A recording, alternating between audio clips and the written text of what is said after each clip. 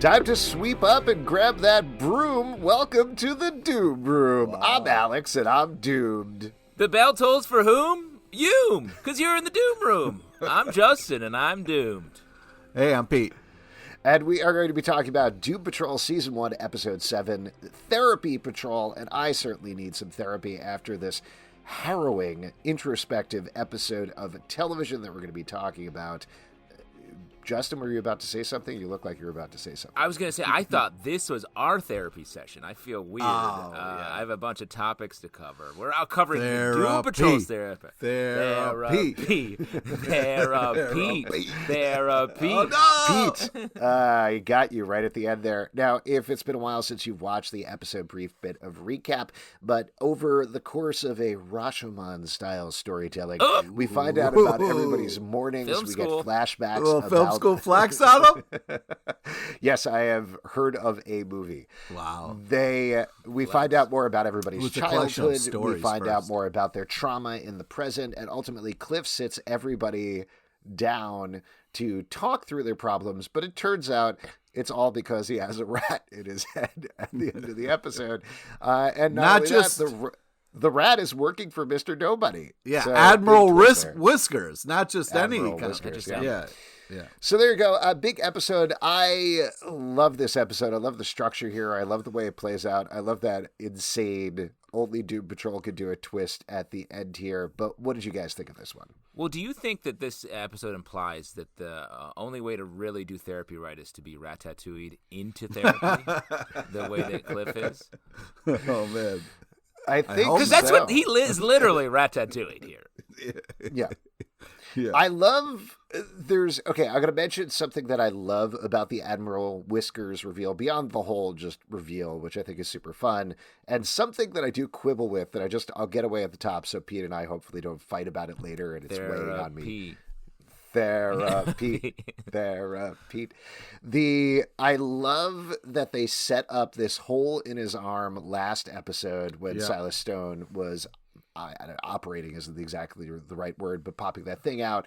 So you don't even think about the fact that he has this big hole, this big chink in his armor right now. But that's exactly where the rat gets in through. And I think that's really nice setup. On the other hand, it's frustrating for me that when Admiral Whiskers is watching his other rat friend get run over by the bus. It's his mother. What the fuck are you talking about? His other rat friend. You guys are Jesus Christ. Ooh, I refer to my mom as my friend. Good point, Pete. Don't forget, Alex's best friend is his mom. So, of course, a boy's best friend is his mother. Nothing problematic has ever come from that statement. I've seen 2 movies. Yeah. How was your mother-son bachelor party, by the way, before you got married? I can't talk about it. What happens at the bachelor party stays at the bachelor party. In any case, his mother gets run over, you guys happy now, by the Doom Patrol bus. And I love that moment, but it bums me out that didn't happen a couple of episodes earlier. Like if you go back and watch the footage of when the bus is pulling out from the first episode, that would have been a great point to have like a rat get flattened there or like a rat on the side of the road. And given the pace of streaming, that is something potentially they could have done. And they just did not for whatever reason. Wait. Wow, so you're upset. Wait. You're upset that the rat wasn't killed in an earlier episode. You're upset. That have been great though. Like if you had that moment was there inexplicably, and then they came back to it later and explained it.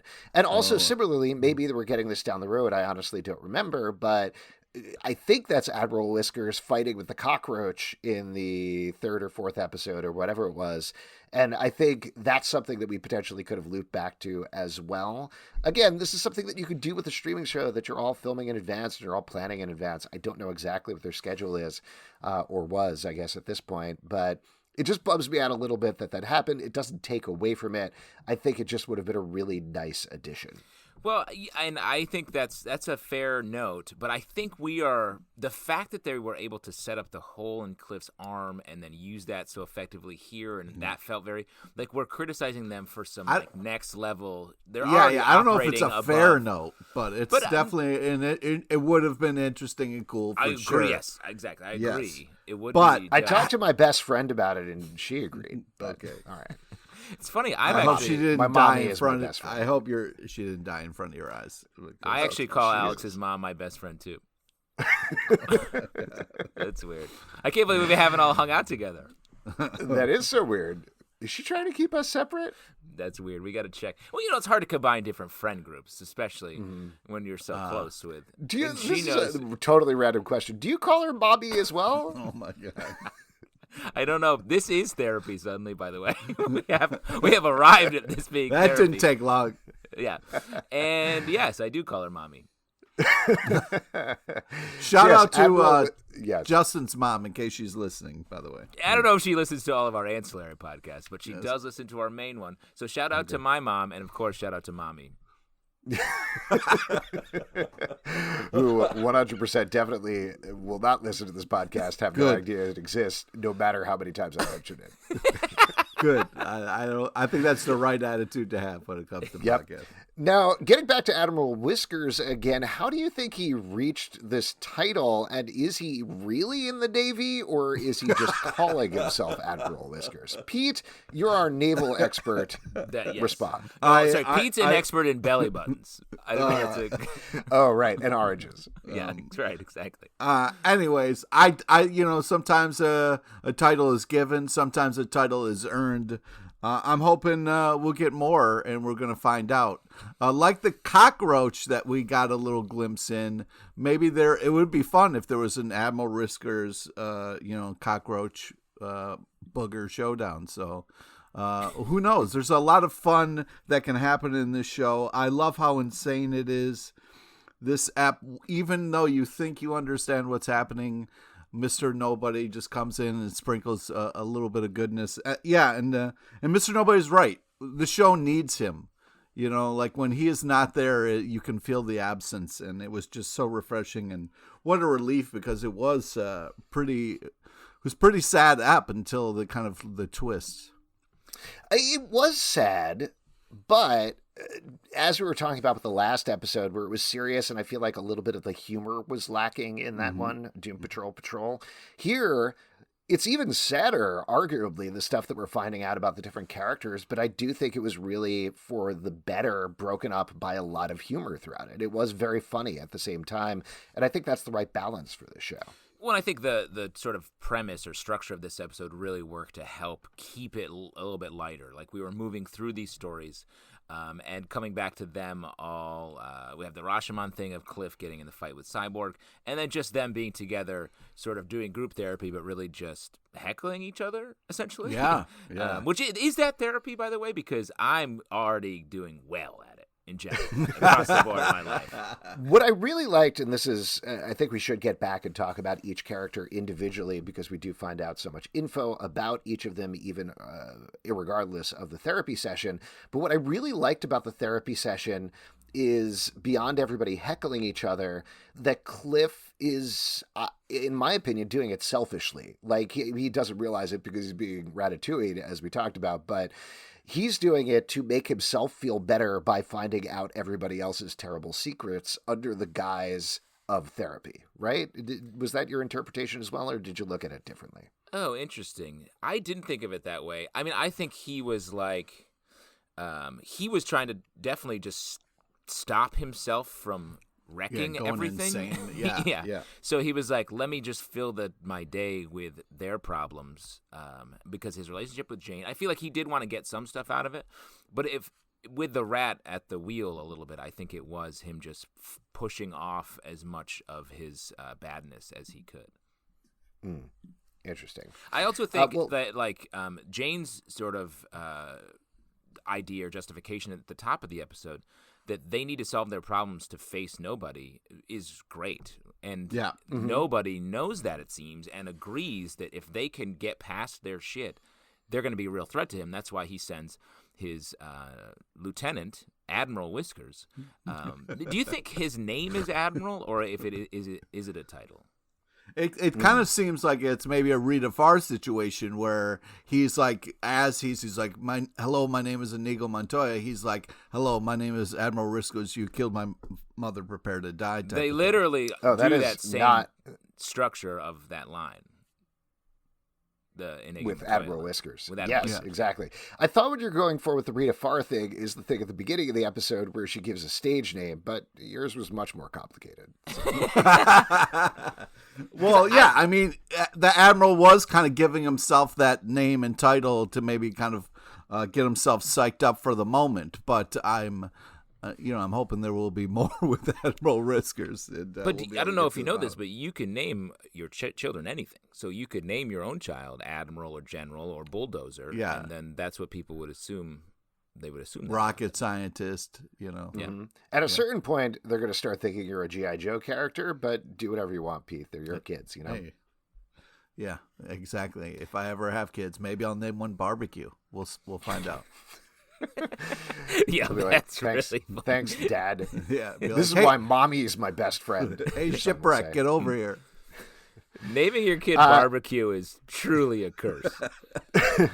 Why don't we talk about each of the characters? We start with Rita Farr and her section. As we mentioned, we get a flashback to her giving her stage name and also a little bit of the root of her issues, which is self-esteem issues of literally holding herself together as she turns into a blob, falls into the vents, eventually into the furnace, and she's just crawling along saying, the person who deserves this is me. And like you said, Pete, it's really sad when we're watching this. Yeah, at but the same time it's interesting because there is this thing of like, she's saying like the person who is breathing is me, the person with two arms is me. But when it's like, when she was saying the person who is breathing is Rita Farr, like it wasn't working. Like she's really trying to come to grips with who she is. Like that whole like, maybe I am a ball of slime. You know what I mean? Like, and there was that funny moment where she was like, I could eat this whole damn town if I want to, But yeah. Wait, I did want to mention one thing before we get too far beyond it, though, is the point is she's not Rita Farr. That's not her name. That's not who she is. She became Rita Farr. She became this personality. Right. And that's what she's lived as for now decades. So I think it gets to the root of whether, and she does clearly realize this at a certain level this episode, she needs to get back to whoever that kid was before she met the old starlet in the dressing room. Yeah, she sort of like allowed her identity to be overwritten by, it seems like, this woman, Edith Singer, who's the star. And so she's been, identityless her whole life. So of course she's having a hard time holding her physical form together. It's an analogy of her emotional issues. And the mantra she keeps repeating is the saddest part because she can't even land on an actual, the mantra keeps transforming. Like she's just having a hard time keeping it together. Yeah. And the just one other thing about Rita when we eventually get to the therapy section, I loved her line, I was stuck in a furnace and nobody could hear my screams. And I think Cliff responds something like, wow, what a great metaphor. And she was like, it was a literal furnace. He's like, even better. Yeah, like it was like very fun. Yeah, the whole Cliff's interjections was unbelievably so inappropriate, but also so hilarious in this kind of therapy session. I mean, it was the fact that he yells out gay when Jack Trainer is saying like, oh my God, it was just Larry Trainer. Who's Jack Trainer? You keep saying that. I'm so curious what Jack Trainer is. I don't know. Are you mixing up John, his boyfriend, and Larry and coming up with Jack? Is that what's happening? Or do you love the movie Jack starring Robin Williams? Or are you thinking about how in England they call sneakers trainers and you got to be real jacked to run around in them? You got to be super muscly. So jacked trainers. That is true about running. You have to be so jacked to ever run. That's what Mommy says. That's what Mommy says. Imagine running? I did a quick Google search, and it's Jack Trainer is Harrison Ford in Working Girl. That's why it's so. Wow, you've seen a movie too. Yes, I have. You know what, Pete? It's funny. I believe that because you're a rom-com guy. Yep. Yeah. But there's a perfect transition to talk about Larry. Whose whole sequence here I thought was great. Really enjoyed this one. Yeah, so what we get here is a flashback First in 1935, we see everybody as kids throughout their flashbacks, but the main thing is him with John, and there's sort of this interesting mixed up thing of it's John, they're in the flatbed truck again, all the details are wrong, as Larry points out, but it's also kind of the negative spirit at the same time, right? Yeah, that's what's upsetting is it's like you always are talking about how you don't know how to understand the being, but when you're going to this dreamlike state, it seems like you guys can talk. So it was kind of like, all right, yeah, you're upset about the details, fine, but like, hey, you guys are talking to each other right now. This would be a good time to be like, what's your deal? Oh, what's your deal? Like, share a little bit. And it was kind of like the light being like, I wanted you to admit this thing. And it's like, okay, that's beautiful, but also a little messed up. But yeah, just a very emotional roller coaster all over the place for this. Well, I just loved the way, I mean, we get to see this sort of crisis that Larry has when he's a kid. He gets caught with another boy, and he overhears his parents being like, well, Mom's cold as ice. Yeah, very not cool. Oof. And I think that's where the implication here is that's where he first started, like, being internal and getting caught up on this, like, negativity. But then the sequence with John in the truck where he has to keep redoing it because Larry's negativity forces him to get caught up on all these like little details, and John / the light being is like, hey, you're missing the good part because you're caught up on the color of the truck, like, come on. And I love that lesson. I love the way it was shown and not really told. Like, it was just this whole section was great, I thought. Yeah, it sounds like a nice sunset. It was nothing like. You ever seen the sunset? It goes away. What? Yeah, it's scary. I usually fall asleep at 4 p.m. tops, so I've never actually seen a sunset. Wow. It's so hard to schedule anything with you. What time do you eat dinner? 3:50. Just a full dinner puts him out. Jam a full pizza in my mouth and go straight to bed. Oh, that's living. Healthy. Never tried running. Good relationship with mommy. No questions about Alex. This therapy session's going really well. I, like you guys were saying, I love all the stuff with Larry. I think all the stuff that he's developing as well with the negative spirit is great. And I think it points to, even though the therapy thing is literally a joke in this episode, they are overall in a very different place here than they were when we first met them in episode 1, where they're at least understanding that they have problems, something that they were ignoring for decades in that first episode, in the pilot, and most of the episodes leading up to this. So particularly for Larry, it's a big step, and that's exactly seemingly what the negative spirit is pushing him towards, is just recognizing that he has issues, and that's the first step to dealing with them. Exactly. I think that's the big takeaway from this episode. Mm-hmm. Well, why don't we move and talk about Cyborg then? We get a quick flashback to him dislocating his shoulder as a kid and being worried about what his dad is going to think. But most of it is taken up with the fact that now that he has seemingly complete control, he finds out that his dad has been hiding a lot of stuff from him, including all of his Tinder-like Cash notifications, which is a dating app.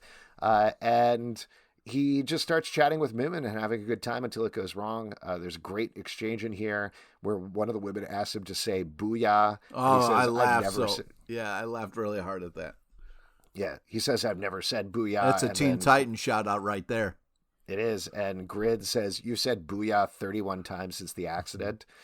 I think also, if I remember correctly, again, this came out the same time as the Justice League movie, and there was a big deal about Cyborg has to say booyah in the movie. So this came out at a very similar time, which I remember being fun. Hey, DC gets it. There's no way they don't misinterpret any of their characters in any of the different pieces of media we've seen.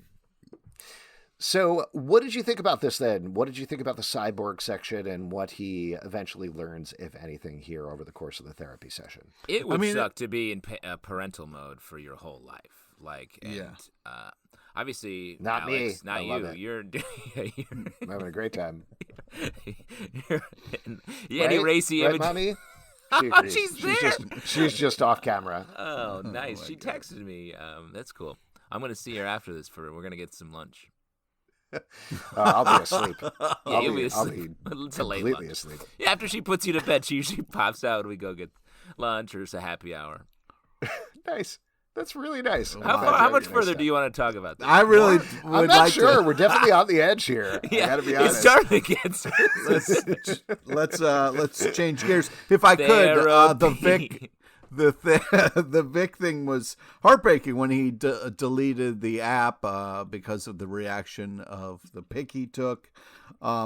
But also, like, there's nothing worse than the first person up banging on other people's doors, calling a team meeting. I mean, come on, man. Let people sleep. Like, just because you get up at, 8 o'clock in the morning or whatever it is, doesn't mean everybody else has to. You know what I mean? Like, don't be that guy. What do you think it means, though, that clearly Cyborg has been completely unsuccessful with doing any sort of team meeting thing, but Cliff kind of actually does it? Like, he does get everybody together. He does get everybody to sit down and talk. So does that, if anything, mean anything for the future? Yeah, I think Cliff is sort of the center of the team, and even though he's not a great leader, he's sort of who people look to. He's like the man of the people, I think. Cyborg's too, like, no one really trusts him enough, I think, to really, like, get what's happening because he's such a highfalutin superhero. And were you guys, like, heartbroken when the mom was kind of like, oh, we don't have to tell dad everything? I mean, that's the lesson they're putting out there. It's like, hey, let's keep dads in the dark. You know what I mean? Like, you guys, like, kind of heartbroken by that? Or? I love in the dark. I love being in the dark. I was raised in the dark. The thing is, I think that, to me, is signaling more... Yeah, we don't tell all of the truth here in our family, so watch out because your dad's not telling you the whole truth, even now, about the parental mode being loosened up. And also, Santa isn't real good. All right, I think the last person we need to talk about here, though, is Jane. She is the final flashback. Like the let's others, not forget Cliff.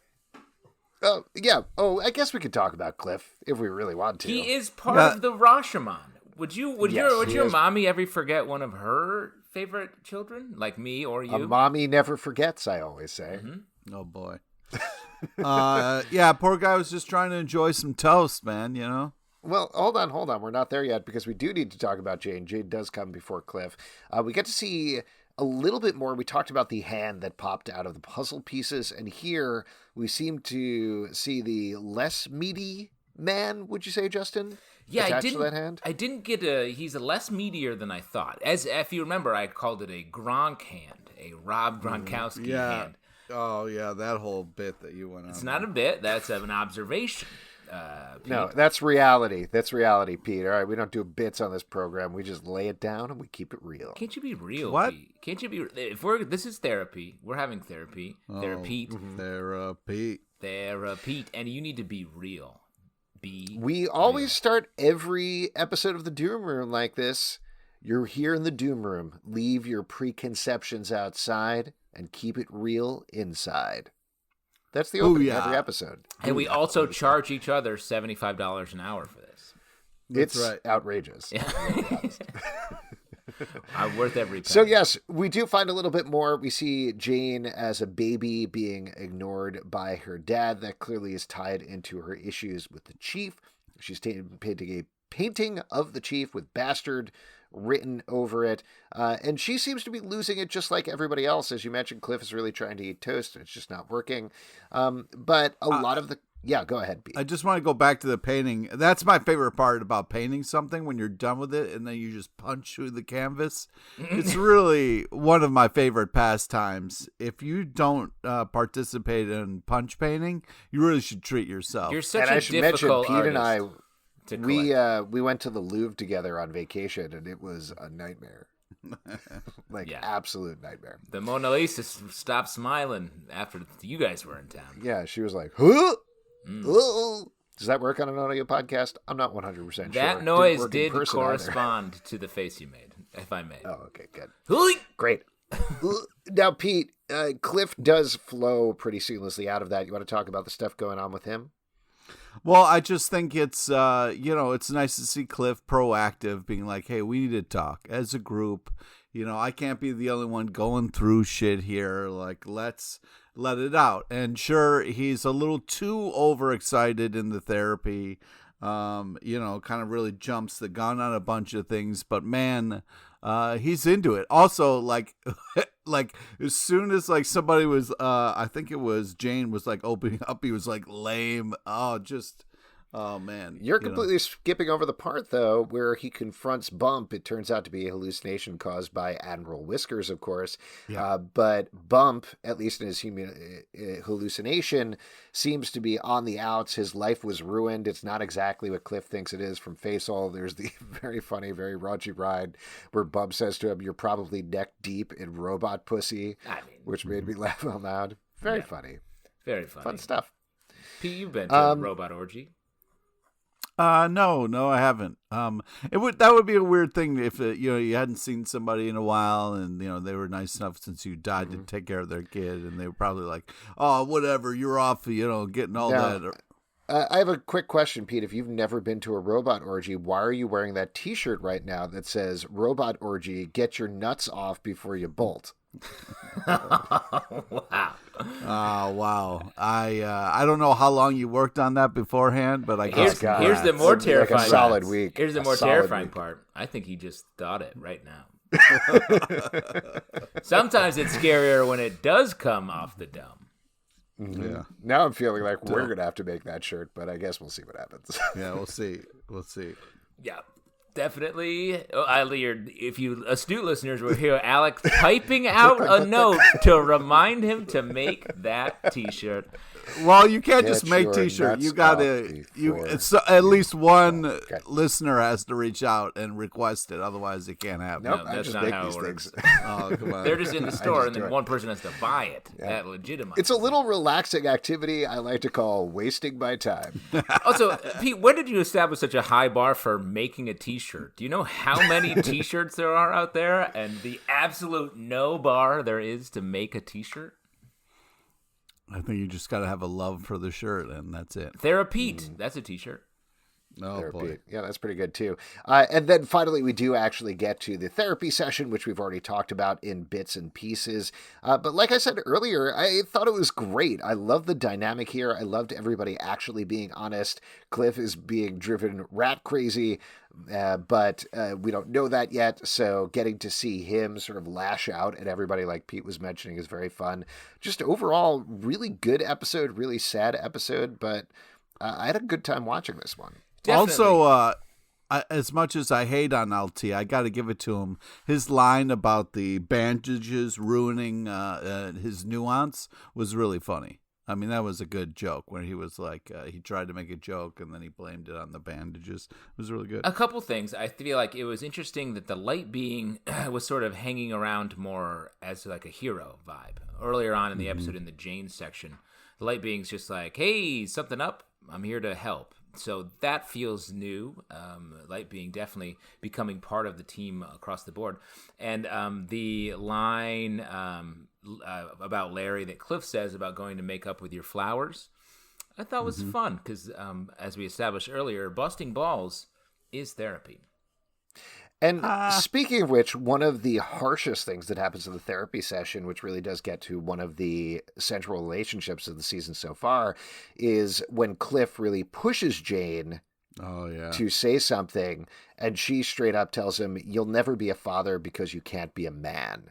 Yeah, and it's just, it gets you right there, but it also really pushes in on how desperately Cliff wants to connect with Jane as his new surrogate daughter, and how much Jane doesn't want that, probably for pretty clear reasons, given the flashback that we saw. She clearly has some sort of terrible relationship with her dad that we don't know everything about as of yet. Well, and then I disagree. He hits her pretty hard, too, is saying, I'm the only one that can stand you, and I only like 1/64th of you.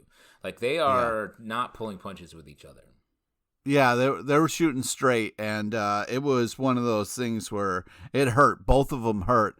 But also she's wrong, you know what I mean? And immediately after, he was like, I don't know why I'm said that. I'm sorry, which was nice. But, you can be a brain in a tin can and still be a man. You know what I mean? I 100% know what you mean. What would you say defines a man then, Pete? I think it's the want and the desire to be something that can drive you towards your goal. You know what I mean? Who are we to say that, a brain in a can can't be a man? Would you say, though, by that definition, then I think my dog is a man because he wants to eat poop and also does eat poop? Here's what I think. He's living the dream. I think you still need cojones. You know what I'm talking about? Like, you can be a brain in a jar. You're not a man. You need to be a brain and cojones in a jar. Right, Pete? Back me up here, you Pete. just need to get another Pete. Jar by that really weird philosophy. A second jar? Yeah, you just got to strap another jar on. Where am I supposed to find all of these jars? Wait a second. Hold on. So wait, you're a brain in a jar, and then next to that jar you have a separate, just floating set of balls? And that makes you a man? They're not connected? Well, that's what they're not Zalvin's saying. No, I think they need to be in the same jar, so they're relating to each other. You know what I'm talking about? Come on, Pete, back me up here, Pete. You guys are bros all day. Yep, absolutely. Going to trips to France, to the Louvre, and talking about jar balls. Trying to get that slow clap going like Cliff was doing. Jar balls. That's your name of your bowling team, right? Jar balls. Wait, before we put a cap on this, before we cap this brain ball jar, I think Rita and LT and Cyborg had nice breakthrough moments here. With admitting, Rita talks about, she says she did something horrible, doesn't say what. Her legs appear. Larry says he's not going to, he's done with self-loathing. And then Cyborg comes clean about killing his mom and doubting his father. Oh, that was an unbelievable line by Vic. Just like there was like a bunch of stuff going on, and he was like, "I killed my mom," and that was like, wow, that's a heck of an opener. But Cliff had a great line where he was like, "Rita, you talked your legs into being legs again." So like showing the proof of how therapy can help and work. And it was really cool. Also, the idea of this episode, not to interrupt Pete, but I think getting to what Justin was talking about and what you're talking about, the idea here is owning your pain and owning your mistakes so that you can move forward. You're not able to heal. You're not able to grow as a person before you come out and be like, I messed up in this way. And I think the Rita thing points to that in particular, where it's not about her being like, I'm strong. I'm Rita Farr. I'm this incredible woman. When she admits that she did something terrible, that's when her legs come back. Yeah. But so we have those three pieces of the team starting to really make good moves here. And then you've got Jane, who is not. She brings out the painting, sort of casting suspicion on this group in general that they're headed for disaster because of what the hangman's daughter painted. And then Cliff, granted he's rat crazy, but he's just throwing bombs at everybody. So like, yeah, he is. But I think it's one of those things where Jane came out with that painting and nobody talked about her brush work. I mean, there was some really great work that she put in there. And, it's got to feel hard when you share like that to the group and, nobody's. But let me say, I felt uncomfortable weighing in because it hadn't been punched yet. So we know it's not finished. I don't want to weigh in on a half-completed masterpiece. That's true. That's a good Absolutely. point. Couldn't agree more. Before we wrap up here, though, why don't we decide who was most doomed this episode? Pete, who was most doomed? Admiral Whiskers, I feel like is not his mommy? In trouble. Well, obviously his mom, but I don't want to talk about Admiral Whiskers' mom, otherwise he'll come after you and try to fuck your brain. But I think it's one of those things where his Mr. Nobody was kind of lifting him up a little bit, but you could tell by Mr. Nobody's scoffs that he doesn't really care about Admiral Whiskers, so I'm a little worried about his future. Quick question, Pete, do you want me to make a shirt too of don't come after my mommy or I'll fuck your brain? No, I don't. You could put half on the front and half on the back. Don't take my shit out of context, all right? That was in context. That was straight in context. You just said it. No need to worry about context. What about you? Who was most doomed this episode? I mean, Cliff. Cliff is not facing. He feels like he was the most sort of capable for a while in this series so far, and in this episode, he's the most behind. He got ratatouille. It's not his fault. Don't put that on. Well, Cliff. but that certainly makes him dude because he had a rat chewing his brain the entire time. So we don't know what's going to happen to him going into. Is the next there episode. anything more doomed than having a rat in your brain? No. Mm-hmm. And what about that guy from Ratatouille? He died, right? Yeah. What? Yeah, that's the end of Ratatouille. Is they have this intense close up of the food critic, and then it cuts, and you see Raimi, the guy, is dead. Plague. Mm-hmm. Died of plague, Black Plague. Pretty terrible. So did the whole restaurant, everybody. In terms of doomed, just to choose somebody different, I'll say maybe Rita. I think she is doing better here, but she still has a lot of secrets that are going on that seem pretty bad in the background that we have to find out about. So as she makes more forward progress, I expect that she'll be going backwards as well. But you and all of us will be going forward together. And if you'd like to support us, patreon.com/comicbookclub. Also, we do a live show every Tuesday night at 7 p.m. to Crowdcast and YouTube. Come hang out. We'd love to chat with you about Doom Patrol. iTunes, Android, Spotify, Stitcher, or the app of your choice to subscribe, listen, and follow the show at Comic Book Live on Twitter, comicbookclublive.com for this podcast and many more. Because I got to get to dinner with my mommy, Pete, why don't you get on giving that piece of advice? Brush your teeth, process your grief. Wow. Wow. It's almost a bit of a poem there. Sorry, Alex, you're doing Stovetop with Mommy at 6? Because I'm doing Stovetop with Mommy at 8. I'll tell her to head over. Tell her to head over your way afterwards.